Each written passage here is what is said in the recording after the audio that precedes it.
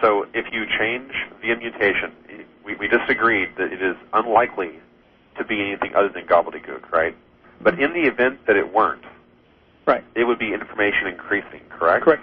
You could make a typographical error and change a cat to a cot, and make another type of a cat to a cot to a dot to a dog. Right.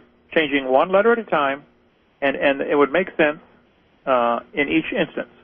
Right. But doing typographical errors, you're much more likely to change cat to cax. Yeah, that's true. Okay. But if you have like a bunch of data that's just duplicates of the data you already have, doing negative changes to it, it might just knock out the gene where it doesn't get expressed, and then it's really just another neutral mutation. Sure. So you have a lot of possibilities. I will give you positive. I will give you the point that it is possible for more chromosomes to be developed, and that this is a more room for mutations. And I will give you the remote possibility that a mutation might convey some kind of new information on a very small scale. Now, to change an entire sentence at one time with typographical errors. Well, Lee Spetner and Edward Max both, I guess, concurred on this. The type of information that they found, like B-cell maturation, which was their example on true origin and talk origins, is not the same type of information increasing mutations they need for molecules to man. It's not the same thing. Again, this is a very general kind of concept. Well, it'd be kind of like saying, I've been studying Chinese every day of my life, so eventually someday I'm going to be able to speak to all Americans because I am learning a language.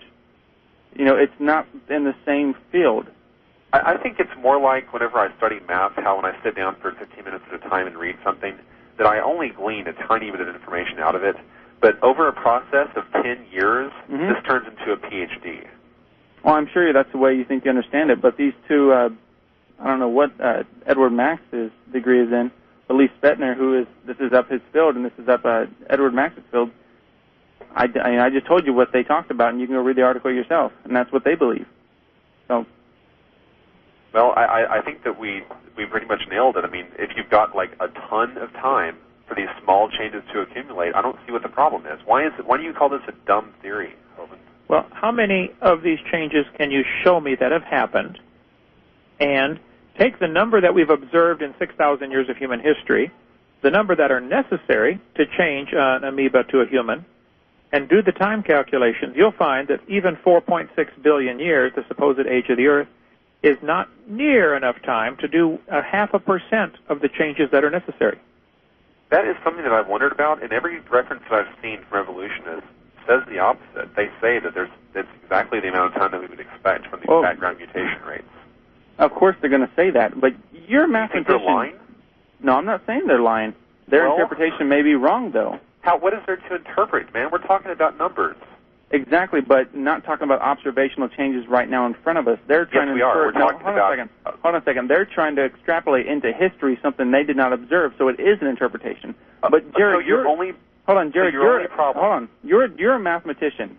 Okay, you have the capacity to look at the material, the actual statistics, do the research yourself. I mean, dude, you are brilliant with mathematics, I'm sure. Work it out yourself. And come to it from a very skeptical position. I mean, seriously, honestly, look it up. I just haven't looked into it as much as I need to really. Well, that's all. Jared, I think you're a smart guy. I don't think you're dumb. That's all I encourage you to do is just check it out. I mean, it's right up your field. So. Yep, I fully intend to do this whenever I have a little bit more time to sit down and nail this. But let me make one final point before the show ends. Ken Hovind, we talked before about this hypothetical, if evolution had happened, what would you expect to find, right? And you gave me a couple of responses, which I thought were pretty good. If evolution did happen, do you actually expect evidence of these specific genetic changes to have been left for us to find?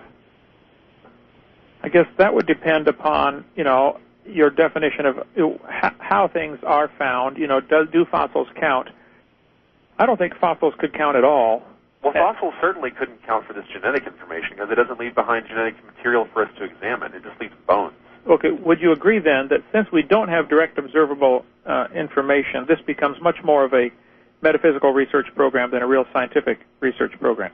I would say that it starts to go in that direction, but it's still science. There's still inference and data analysis you can do because the presence on it, the absence on it. Well, program's up. We appreciate you calling. Okay. Folks, if you want to be on the program, check us tomorrow. We'll be here if that hurricane doesn't hit. Thanks a lot. Bye-bye.